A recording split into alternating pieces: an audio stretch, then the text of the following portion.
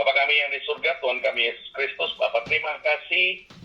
Pagi ini kami telah diberikan kesempatan kembali lagi oleh Engkau untuk dapat memuji dan menyembah Engkau. Kami diberikan lagi kesempatan pada hari ini, Bapa, untuk mendengarkan renungan firman daripada Engkau. Kami percaya bahwa setiap daripada pribadi kami hari ini yang hadir dalam ibadah pagi ini selalu bertambah maju dan selalu menjadi pribadi-pribadi yang mau menyenangkan Tuhan. Bapak, kami percaya bahwa Engkau selalu menyertai kami di musim yang selalu berganti. Apapun masalah kami, apapun problema yang kami hadapi, tapi kami yakin bahwa kami punya Tuhan yang besar, Tuhan yang selalu menyertai kami, dan Tuhan yang selalu membimbing kami keluar daripada padang gurun. Terima kasih Bapak, penyertaan sempurna pada hari ini, hingga semua segala hormat puji kemuliaan kami kembalikan kepada Engkau, Tuhan kami, Raja daripada segala Raja, yang selalu menyertai kami. Dan kami yang telah diberkati, mari kita sama-sama katakan, amin. Pagi semuanya, shalom. Shalom. Ibu Maureen kalau udah ngeluarin tangan gini, shalom. Jempol. Jangan sedikit heran kenapa saya dari mobil, karena saya tadi pagi jalan jam 7 kurang 15. Dan saya lupa kalau hari Senin itu ternyata jalanan di Los Angeles ini ternyata jauh lebih macet. Dan saya sampai tadi di dekat depan Waru itu sudah bayangin jam 8 kurang 15. Tapi Tuhan bukakan satu rencana ajaib, kenapa nggak tahu kenapa, tiba-tiba di depan pintu tol menuju Juanda Airport itu terbuka lebar, saudara-saudara. Nggak ada mobil sama sekali. Jadi saya ngikutin kata hati saya, bilang ngambil tol, saya ngambil tol. Begitu saya ngambil tol masuk ke bandara, saya cek saya punya Waze, tertulis sampai ke kantor saya itu perlu 26 menit, sehingga saya telepon saudara saya, Bapak Fernando, saya bilang, saudaraku, engkau tahu apa yang aku mau, aku yakin bahwa engkau selalu hadir untuk saya bilang, kalau engkau nyanyi, ajak mereka haleluya 200 atau 2000 kali, sehingga mungkin kita bisa sampai sebelum pukul 8.26. Tapi ternyata Tuhan memang bekerja sempurna, dia tidak mau saudara saya untuk nyanyi haleluya 100 kali ya, karena saya yakin saudara-saudara juga tidak akan mau. Jadi saya telepon Pak Nando, saya bilang, Pak, puji Tuhan saya ketemu bandara, saya parkir di sana, saya akan menyampaikan firman Tuhan. Karena saya yakin, dimanapun tempatnya, dimanapun kita berada, bukan soal tempatnya, tetapi bagaimana penyertaan firman Tuhan kepada hidup kita. So, saudara-saudara, bisa saya dengar kata-kata amin, saya tahu Anda unmute, tapi Anda boleh berkomat-kamit di sana, sehingga saya melihat bibir Anda. Saudara-saudara, kenapa saya bilang dimanapun tempat Anda berada, dimanapun kita tetap bisa mendengarkan firman Tuhan, karena kita akan menjadi pelaku firman yang baik. Ingat, setan itu juga merenungkan firman Tuhan. Setan itu juga membaca firman Tuhan. Tetapi setan tidak pernah ngelakuin atau menjadi pelaku firman Tuhan. Jadi buat kita yang ada di ibadah pagi, kalau Anda setiap pagi, Senin, Rabu, Jumat, renungin firman Tuhan, baca firman Tuhan, tapi Anda nggak menjadi pelaku firman Tuhan, berarti saya nggak ngomong, silakan Anda ngomong sendiri ya. Saudara-saudara, pagi ini kita mau membahas tentang salah satu ayat firman Tuhan yang paling ngetop, yang paling banyak orang mau dengar dan paling banyak orang sampaikan. Ya, Pengkhotbah 3 ayat 11, saya akan bacakan buat saudara-saudara seperti biasa. Ia membuat segala sesuatu indah pada waktunya, bahkan ia memberikan kekekalan dalam hati mereka. Tetapi manusia tidak dapat menyelami pekerjaan yang dilakukan Allah dari awal sampai akhir. Saya akan stop di kata-kata pertama karena ada koma, yaitu ia membuat segala sesuatu indah pada waktunya lalu koma. Bahkan ia memberikan kekekalan dalam hati mereka lalu titik. Tetapi manusia tidak dapat menyelami pekerjaan yang dilakukan Allah dari awal sampai akhir. Tadi saya kaget waktu Pak Nando nyanyi satu pujian terakhir nih, arti kehadiranmu ya Pak ya. Saya lupa kata-kata pertamanya itu apa Pak? Tadi lagunya pertamanya gimana ya Pak Nando ya? Jalanmu tak terselami. Jalan ya, katakan. Jalanmu tak terselami. Betul ya Pak ya? Suara Pak Nando ini memang sangat menggetarkan hati ya. Saudara-saudara, banyak daripada kita, kalau kita lagi pergumulan, kita selalu punya kata-kata ayat yang selalu menenangkan, dan biasanya banyak orang atau teman-teman kita yang ngomong, udahlah, tenang aja. Semua akan indah pada waktunya, kecuali mukamu. Ya. Karena muka kita sudah memang gitu-gitu aja, tidak akan indah pada waktunya, saudara-saudara. banyak orang yang akan indah pada waktunya mukanya kalau di meja operasi. Dan kita selalu, ya di dalam pergumulan, kalau kita selalu berdoa kepada Tuhan, kita menunggu indah pada waktunya itu kapan. Ya. Lalu saya coba, kemarin malam saya doa, ya, saya kebetulan dalam doa puasa, saya tanya kepada Tuhan, Tuhan kenapa? Apa yang indah pada waktunya? Apa ukuran indah pada kita? Ya. Saudara-saudara mesti tahu bahwa indah dalam bahasa Ibrani adalah sesuatu yang dikatakan bukan saja indah, tetapi artinya adalah cocok atau sesuai, ya. Saya nggak akan ngomong tentang bahasa Ibraninya bagaimana karena kita tidak sekolah Ibrani hari ini, jadi saudara-saudara. Tetapi yang bisa saya artikan bahwa kata-kata dalam terjemahan resminya bahasa Ibrani, beautiful itu bisa dikategorikan sebagai sesuai ataupun cocok. Ya. Jadi bukan hanya cakep. Nah, saya mau bawa saudara-saudara untuk mundur bagaimana kita melihat apa yang dikatakan Tuhan mengenai indah pada waktunya. Saya yakin saudara-saudara semua pasti ngalamin pergumulan sekarang, ya. Yang duitnya banyak, yang duitnya di bank bingung mau tarik dari ATM, pergumulan, ya. Ngomong amin lah saudara-saudara. Ngomong amin sedikit komat kami. Jadi kalau ada duit yang banyak di bank nggak bisa keluar, kasih tahu kami. Saya dengan Pak Fit tahu caranya bagaimana mengeluarkan uang itu pindah ke rekening kami. Saudara-saudara, kita kembali lagi ingat bahwa pada satu waktu kita ingat bahwa Tuhan Yesus di usia 12 tahun itu tidak diketemukan oleh orang tuanya di bait Allah, ya. Kalau saudara-saudara ingat, ya, itu waktu itu ada yang namanya perayaan, ya, perayaan waktu itu di mana Mesbishpar namanya, di mana orang anak-anak usia 12 tahun mereka sudah dianggap dewasa dan mereka dibawa oleh orang tuanya untuk ikut dalam acara perayaan tersebut. Nah, ya saya share nih saudara-saudara, pada waktu itu ibunya dan bapaknya Yosef dan Maria membawa dia ke sana, ke bait Allah untuk berjalan ke sana. Nah, cuman kita mesti ingat satu hal, bahwa pada waktu itu nggak ada Gojek, saudara-saudara, nggak ada Gojek, nggak ada Gokar, ya saudara-saudara. Jadi saya yakin mereka itu jalan kaki, saudara. Nah, herannya ini, waktu itu kalau dari Nazaret ke Yerusalem itu perjalanan sekitar 420 km. Jadi mereka jalan nih. Nah, kita mencatat bahwa kira-kira mereka mungkin jalan atau jalan mungkin sekitar 3 hari, ya, 3 hari.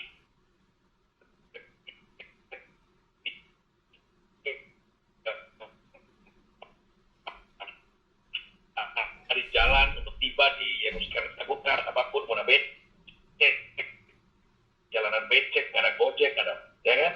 Nah, saudara-saudara, waktu mereka nyampe di Yerusalem, di mana untuk para perayaan ini itu 3 kali dalam 1 tahun di perayaan ini di sana. Dan kewajiban itu mereka sudah harus mulai ikut saat mereka mulai usia 12 tahun. Karena mereka dianggap sudah mulai masuk ke dalam kategori orang dewasa. Dan segala macamnya itu kalau waktu umur 12 tahun di sana, itu mereka harus mulai hadir. Dan mereka sudah harus mengikuti upacara, sehingga anak tersebut akan diinisiasikan atau diperbolehkan untuk ikut dalam acara perayaan Paskah dan diterima dalam sekolah Taurat, ya, kalau zaman dulu. Nah, Tuhan Yesus ini waktu itu dibawa ke sana. Nah, sekolah Taurat itu apa, saudara-saudara? Sekolah Taurat itu bukan kayak sekolah apa. Di orang-orang Yahudi itu beranggapan bahwa ada 3 guru dalam kehidupan seorang sebelum dewasa. Satu adalah ibunya, ya. Ibunya di mana yang mendidik mereka sampai dia mulai besar. Lalu yang kedua adalah ayahnya, ya. Ayahnya di mana yang mendidik dia dalam usia menuju ke 12 tahun atau tiba di 12 tahun. Lalu yang ketiga adalah hukum Taurat itu sendiri, yang menjadi gurunya dia, ya, hukum Taurat. Nah, tapi ini kuncinya yang istimewa. Kemarin malam saya juga agak bingung, Tuhan. Saya kan nanya tentang kita pada waktunya. Kenapa Tuhan jawab tentang bar mitzvah ini, atau perayaan tentang upacara, tentang bagaimana anak menjadi ajaran Taurat, ya. Saya agak bingung. Terus saya terus baca, terus saya catat. Jadi saya catat. Nah, sejak seorang anak Yahudi menjadi anak-anak hukum Taurat, itu menjadi wajar untuk setiap anak datang ke bait Allah. Ya, jadi kalau saudara-saudara ingat, ya, nanti saya akan ngomong ayatnya bahwa saat itu Tuhan Yesus telah datang ke bait Allah untuk mempelajari hukum Taurat. Ya, ingat ya, ini 12 tahun. Umur Yesus masih 12 tahun. Ya, dan dia memang secara inisiasi belajar pada hukum Taurat atau kepada ahli agama di bait Allah. Nah, di sini mulai agak seru nih ceritanya saudara-saudara. Dan kita coba mulai bayangkan waktu itu bagaimana Tuhan Yesus di umur 12 tahun datang ke bait Allah dan dia mulai ketemu yang namanya pengajar-pengajar atau rabi-rabi yang mungkin waktu itu hebat atau ahli Taurat. Ya, oke. Nah, karena ramai, suasananya itu ramai banget ya, dan Yesus telah dianggap dewasa sehingga dia terpisah daripada orang tuanya, yang dimana waktu itu orang tuanya pikir dia ini hilang, ya kan? Lalu singkat cerita, Yesus diketemukan kembali oleh ibu dan bapaknya. Nah, tapi mari kita sama-sama buka di Lukas 2 ayat 41. Biar sama-sama enak ya, saya buka dari sini. Lukas 2 ayat 41, saya minta tolong Pak Nando untuk baca.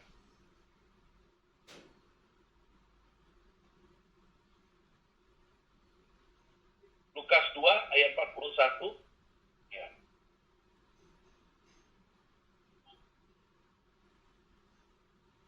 Lukas 2 ayat 41. Ya, saya baca.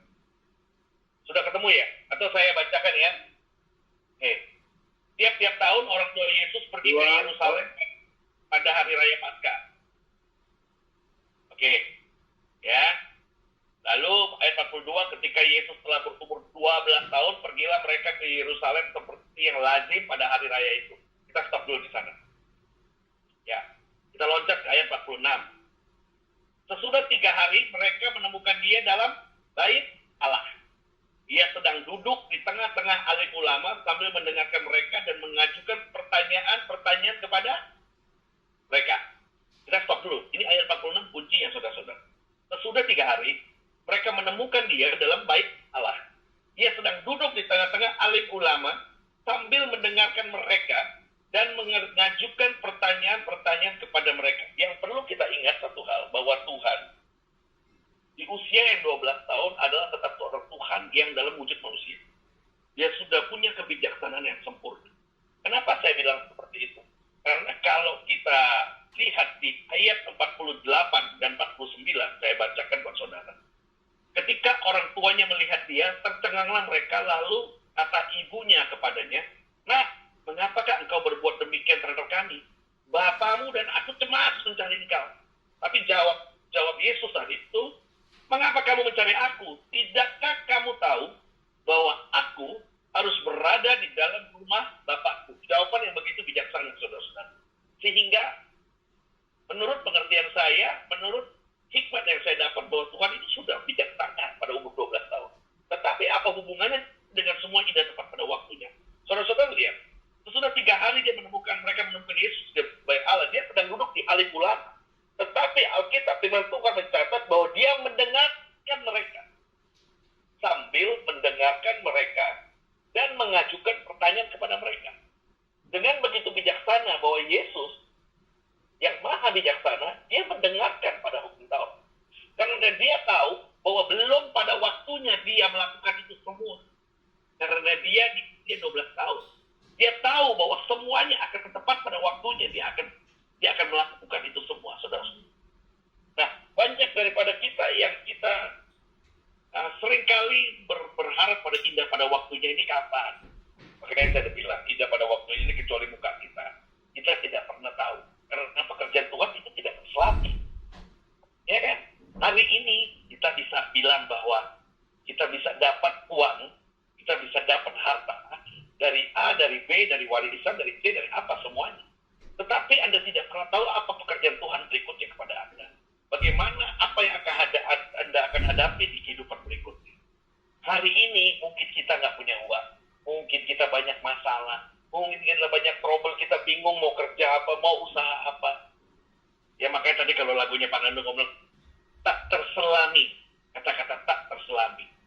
Tak terselami ini kalau tadi saya mundur ke belakang sama dengan kata-kata yang pekerjaan Tuhan itu tidak terselami dan indah pada waktunya. Ingat, indah sama dengan cocok, sama dengan sesuai. Tuhan menyediakan yang cocok dan sesuai untuk Anda. Bukan hanya indah. Tapi kita manusia seringkali beranggapan bahwa indah itu adalah sesuai dengan apa yang kita mau. Kadang mungkin kita kehilangan orang yang kita cintai, kita kehilangan benda yang kita sayangin, kita kehilangan rumah yang kita cintai. Tetapi mungkin itu sudah pada indah pada waktunya sesuai dengan rencana Tuhan.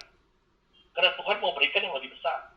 Kan kalau kita kepal kedua tangan kita seperti ini dengan penuh dengan berkat di tangan kita, saya yakin saat Tuhan mau berikan berkat yang baru sesuai dengan waktunya, Anda nggak bisa buka tangan ini untuk terima.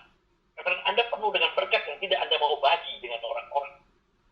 Anda hanya pelit kepada diri Anda sendiri tanpa mengingat orang lain. Jadi sehingga indah pada waktunya bukan saja indah kita berharap kepada Tuhan, tapi kita lihat dulu dong sama diri kita gimana. Kita ini manusia-manusia yang seperti apa? Apakah kita manusia-manusia yang hanya berharap satu jalur kepada Tuhan? Kita lihat pada dengan baik pada di firman Tuhan, sehabis perayaan hari-hari perayaan itu mereka berjalan pulang. Yesus tanpa diketahui orang tuanya itu tinggal di bait Allah selama 3 hari. Apakah berarti orang tuanya itu nggak bertanggung jawab? Dan saya yakin bahwa 3 hari di mana Tuhan mau diketemukan di bait Allah itu sesuai dengan indah waktunya Tuhan. Dengan waktu yang tepat, orang tuanya melihat dia sedang bercengkerama dengan para ahli Taurat, para ahli pulang, ya. Dan dengan indahnya Tuhan katakan waktu ibunya bilang, kenapa kamu lakukan ini sama aku? Dia dengan indahnya ngomong, loh, kenapa kamu cari? Tidakkah kamu tahu bahwa aku harus berada dalam rumah Bapak? Ini yang saya mau sharing sama saudara-saudara. Indah pada waktunya, Anda nggak usah takut bahwa kapan waktunya akan terjadi. Tuhan itu sudah ada di dalam hati Anda. Tuhan itu sudah ada di dalam hidup Anda. Dia sudah ada di dalam rencana hidup untuk Anda.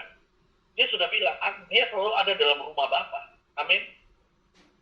Dan kita semua yang diberkati dan mau mencari firman Tuhan, otomatis kita pasti sudah ada di rumah Bapa. Benar kan? Tuhan sudah jelas katakan, mengapa kamu mencari aku?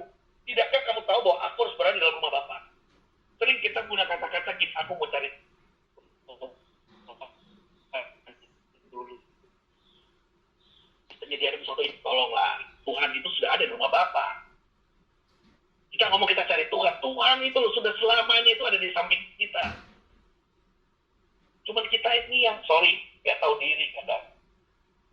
Kita menjadi sombong dengan kehebatan-kehebatan kita. Kita menjadi sombong dengan jabatan-jabatan kita.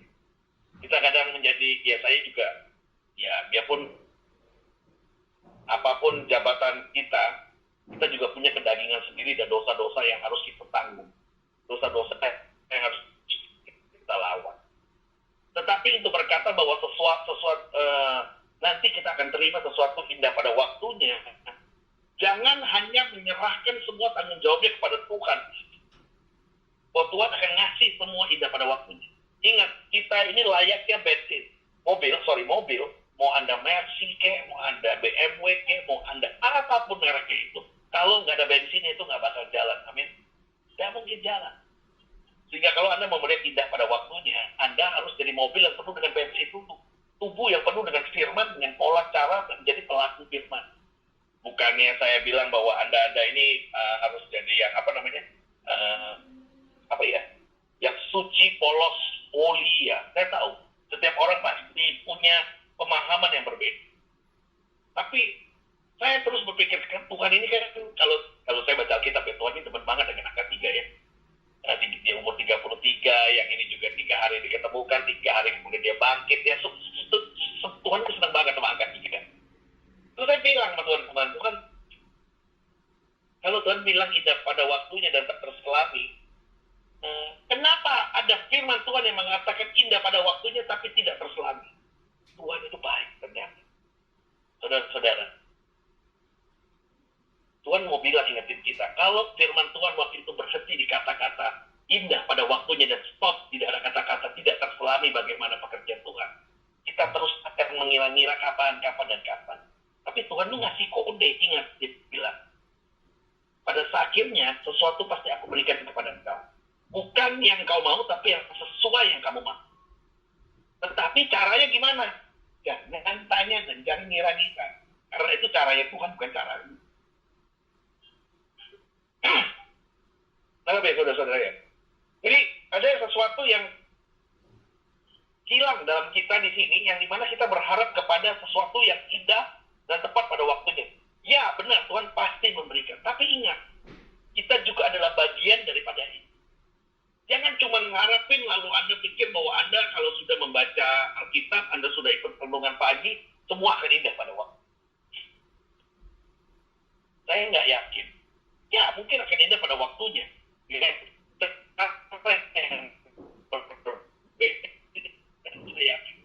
Tetapi kadang-kadang kok belum ya?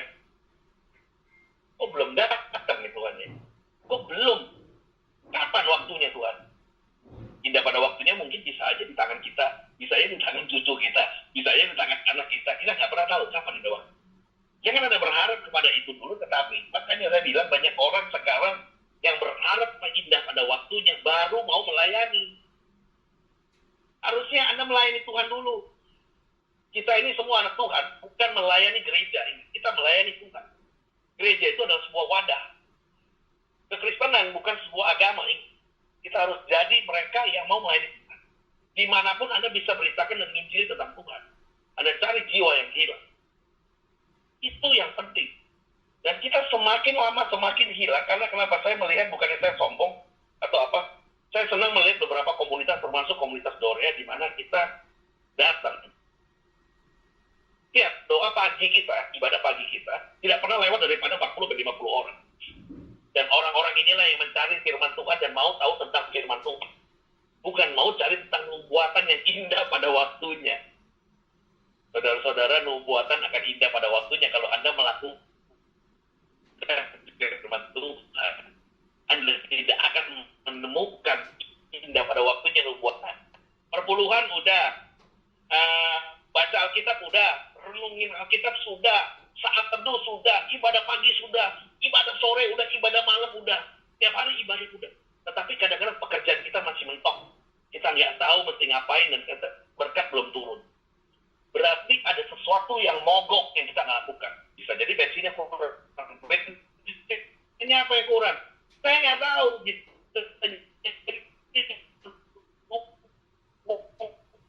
Anda dengan suami istri, anak-anak kebaikan. Itu yang membuat jadi mogok. Suami istri Anda nggak pernah ngomong sayang, Anda nggak pernah ngomong cinta. Akhirnya apa? Tidak ada kasih. Itu yang membuat jadi mogok berkatnya. Sehingga indah pada waktunya, kembali lagi ingat, kita juga berperan penting dalam itu.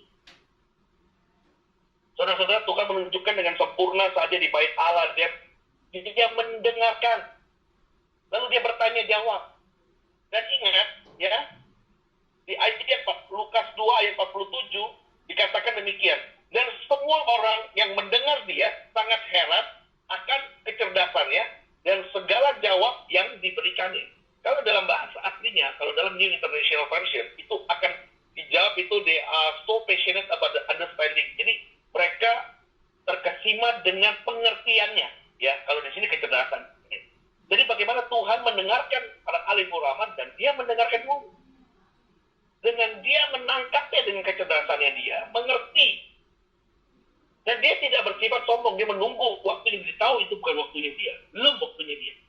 Di usia 12 tahun, dia hanya berkata kepada ibunya, "Mengapa kamu mencari aku? Tidakkah kamu tahu bahwa aku sudah ada di rumah Bapa?" Kita nggak perlu mencari kapan Tuhan akan menurunkan berkat sesuai indah pada waktunya itu kapan. Karena Tuhan sudah mengaturnya kepada kita. Tinggal bagaimana kita mengklik berkat itu untuk turun sesuai dengan kemauan daripada Tuhan dan sesuai dengan kehendak. Saudara-saudara, jangan jadi orang Kristen yang berharap sesuatu indah pada waktunya, Anda ngotot minta sama Tuhan bahwa itu harus turun.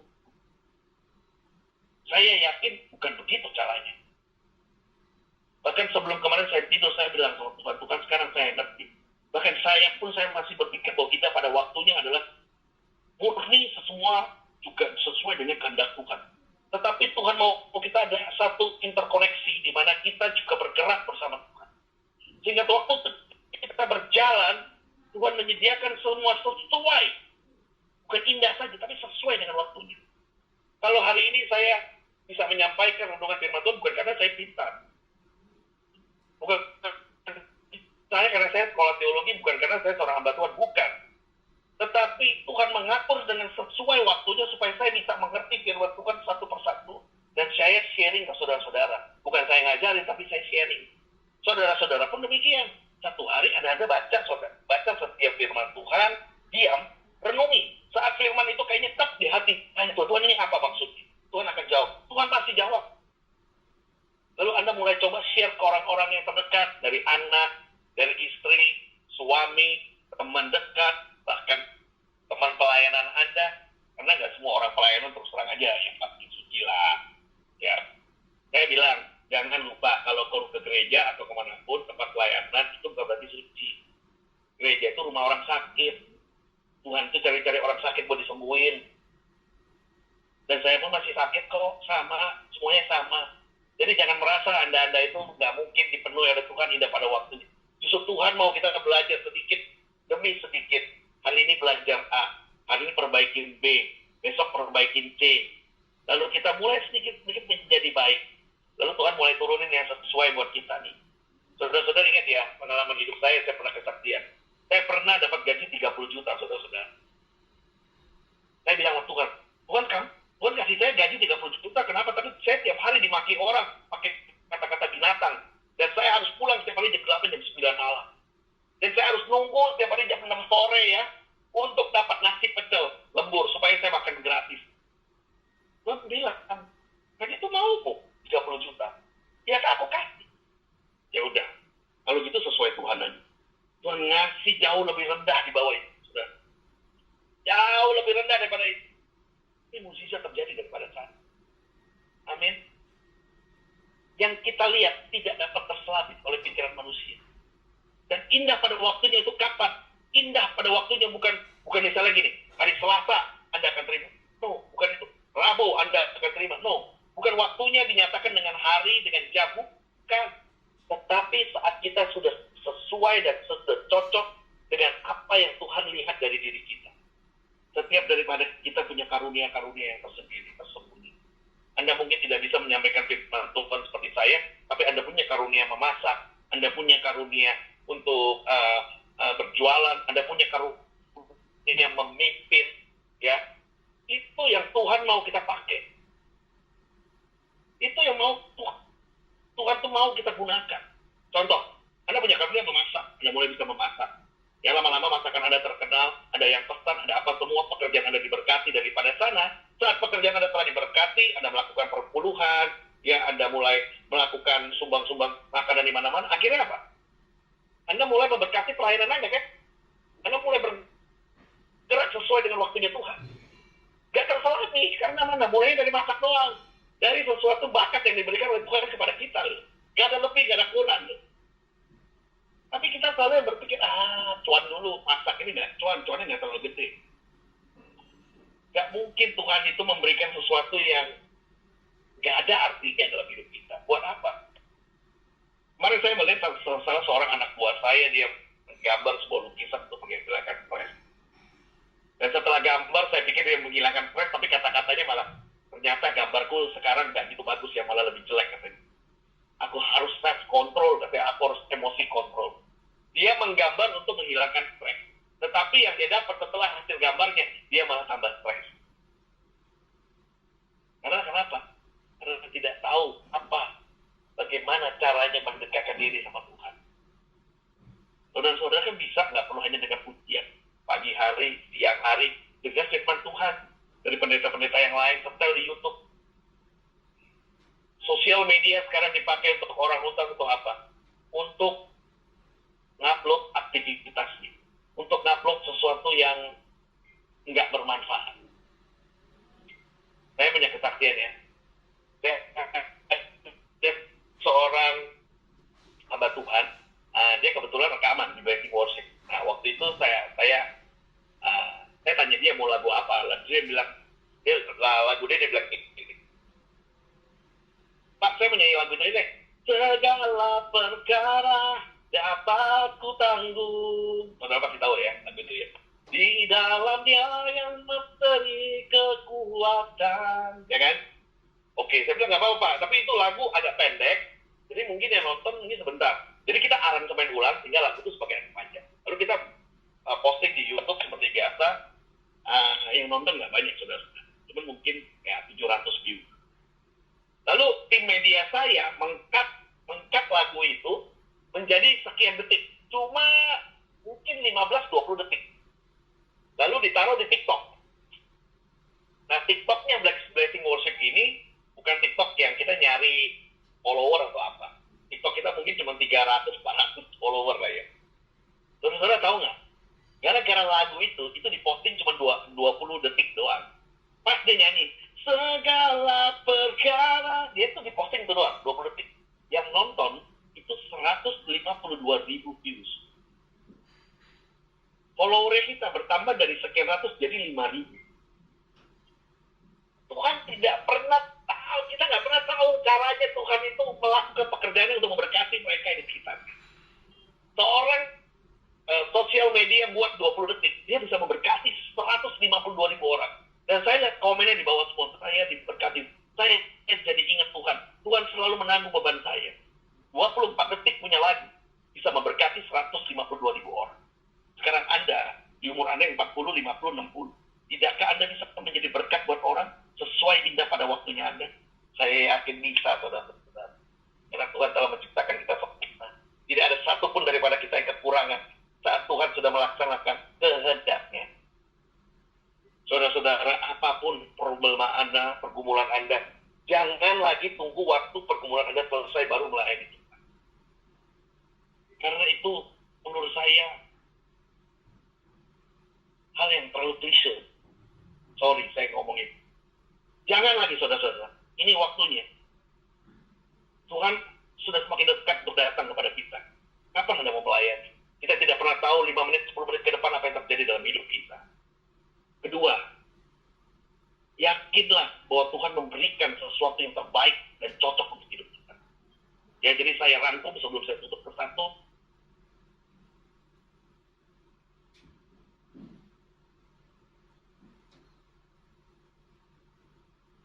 Kemute Pak, kemute. Ya, satu, layanilah Tuhan.